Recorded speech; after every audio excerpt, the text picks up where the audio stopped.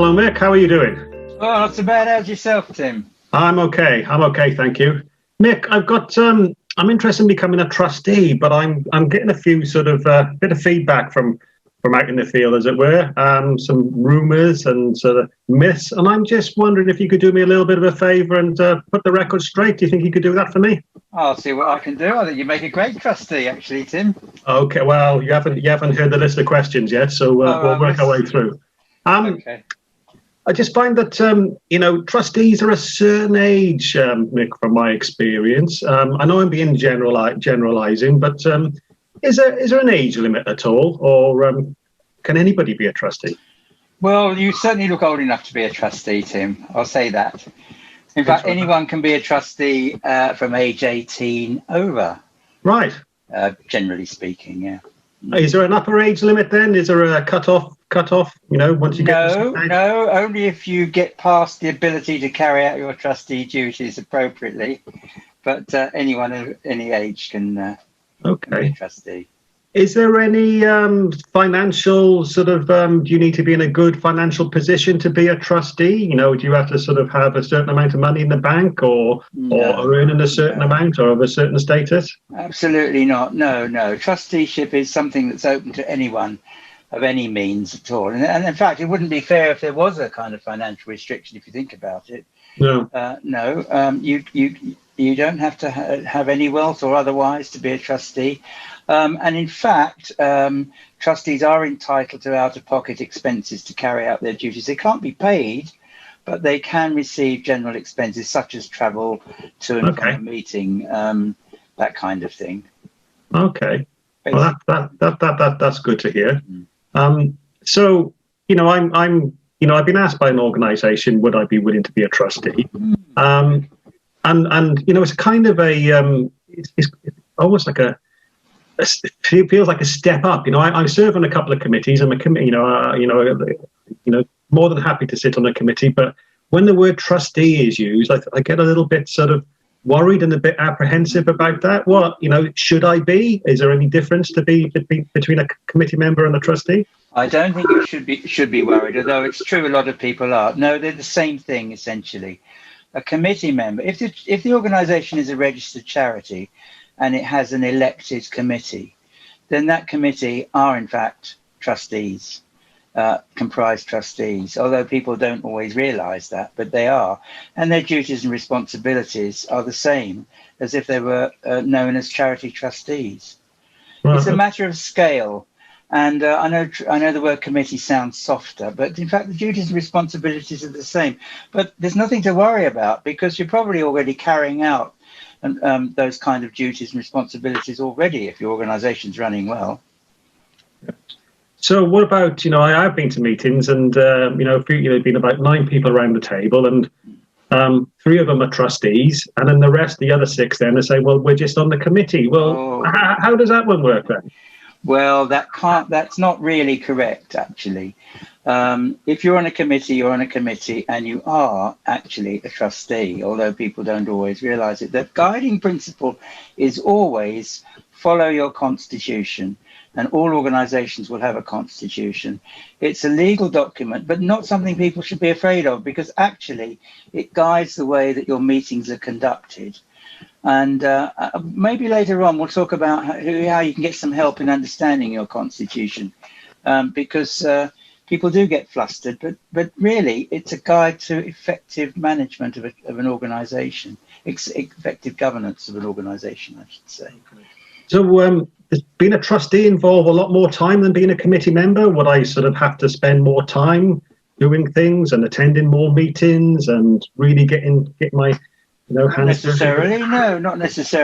Sometimes it's less because often if the bigger the organisation, the trustees are more focused and they may have other people doing some of the work. Some of the small organisations, when you're sitting around as a committee, a lot of the work also falls to the committee that isn't actually governance, but other things. And whereas the bigger the organisations, the trustees are focused on the governance rather than other duties. So you shouldn't necessarily have more work at all. If the principles apply, it's a question of scales, really. Okay. Is that reassuring to you? It is, yeah. Well, on the subject of reassurance, you know, you hear lots of things. Well, if you're a trustee, you could, if things go wrong, you could lose your house, or you could get sued, or what have you. So, is that true, or is that a myth, or? Well, it's very, very rare. The point about being a trustee, or indeed a committee member, as you might call yourself on a small group, is that, you know, the underlying principle is you operate legally and appropriately. And if providing you're doing things correctly, then there shouldn't be a problem. Now, it's true, sometimes groups do get into trouble and something can happen that's unforeseen. And there is a risk involved in that. Hopefully it shouldn't be too great and it shouldn't happen too often. But when you're a trustee, there are measures that can be taken to minimize the risk. One is that trustee indemnity insurance can be taken out by the organisation. That gives a level of protection for certain actions that might be unforeseen.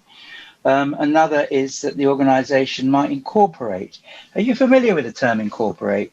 I know a little bit, Mick, but if you could tell me a little bit more, I'd really appreciate that. Well, incorporation, as the name suggests, means becoming a body. So what happens is that whereas in an unincorporated association, which most small groups are, they don't really need to incorporate. I'll come back to that. The incorporation means that by becoming a company, which is one, as well as a charity, which is one way of doing it, or a charitable incorporated organization, which sort of merges those two structures together, they create an independent organization rather than being, which takes the risk. The organization takes the risk rather than the individual trustees.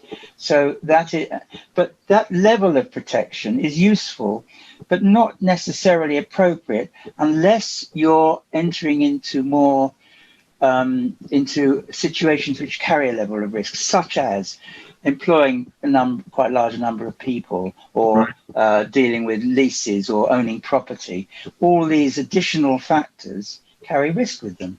So that's why incorporation is very appropriate for a larger body.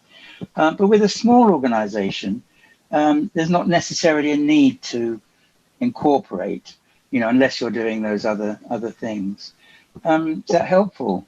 It is, yes. It depends on what you're doing, really. So what you're saying is that the higher the risk, the more important it is to become incorporated. Is that right? Yes, I would always take advice on that, and there are agencies that will help you in that. But that's generally speaking, that's true. But of course, nothing will absolve you from working against the law, not even incorporation.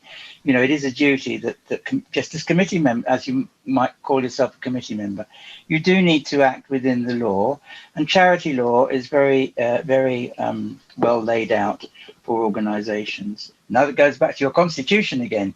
You know, if you follow your constitution, then you're starting out on the right track. It just sounds like rules for life, really. You know, with you know. Yeah, living within the law wherever we do, really, isn't it? And it sounds like charity law is just the same as that. So. It's the same as that, yeah. Okay. So on that subject, are there any sort of any exceptions? Anybody that can't be a trustee? You know, for example, you know, if somebody's got asking for a friend, if somebody's got some points on their driving license, does that mean that they can't? You know, they've sort of got a conviction and they can't be a trustee. Is that true? Are you telling me something about yourself here, Tim? No, not at all. Not at all. Oh, that's all right. Well, I just wondered, you know, we've all had points at some time or another, but that doesn't affect our or most of us have, many of us have, I have. Not for a while, touch wood, but that won't affect your ability to be a trustee, no. There are some disqualifications from being a trustee, and they're mainly to do with dishonesty or deception. So there is a list on the Charity Commission website, but basically speaking, if you have an unspent conviction for dishonesty or deception, then you would be barred from being a trustee. Also, if you're declared bankrupt, those are the two main disqualifications. There's a little bit more to it, but generally speaking, that's the case. So what do you say that was? The Charity Commission have got a website which gives all sort of information about that type of thing? They have indeed. It's within the gov.uk website. It has its own section, but it's worth checking out Charity Commission website for any of those kinds of issues. And there are local agencies which will help you as well. Okay. Perhaps we'll talk about those a little bit later.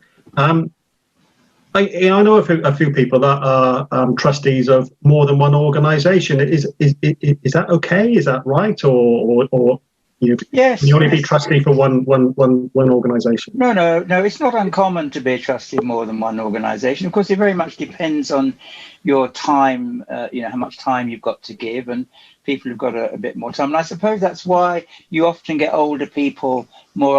It's one reason, because they've got more time in their hands and they can be trustees of more than one organisation. Although it is very good to have a mix of trustees to reflect the society of different ages and different genders and different backgrounds, if possible. Yeah. But you can be a trustee of more than one organisation. The thing to look out for is conflict of interest. Right. So I wouldn't advise being a trustee of too many, even if you've got the time, because you need some focus. But if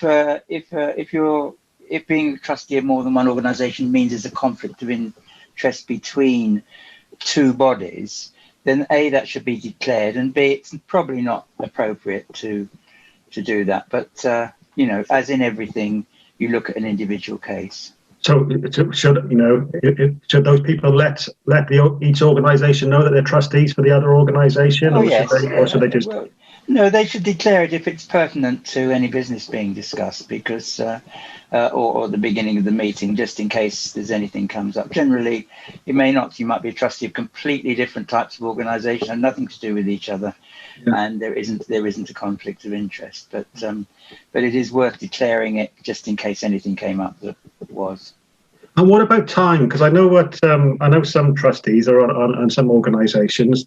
They only a trustee for a set period of time, maybe 2 years. So do you have to do the 2 years, or can you stay longer if you want to, or how does that work? It goes back to our constitution again. Everything is laid out there. So the period of service that the trustee performs is laid out in that, and that they may be elected for 1, 2, 3 year period, according to what the Constitution says, or the governing document. Constitutions may go under different names, but we'll call it that for simplicity. Generally speaking, you would serve your full term. That's expected.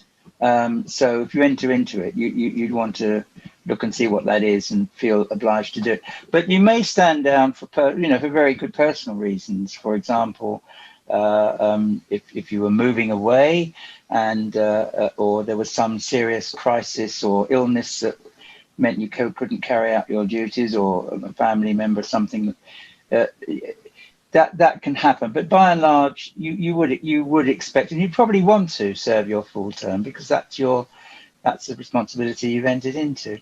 Yeah. So generally speaking, that's the case. Okay. But of course, that's good, because it means that you know what's expected of you, and if you like it, you might want to stand for another term if that's allowed. Yeah. Or you might say, well, I've done my bit, and now I'll stand down, pass on to someone else.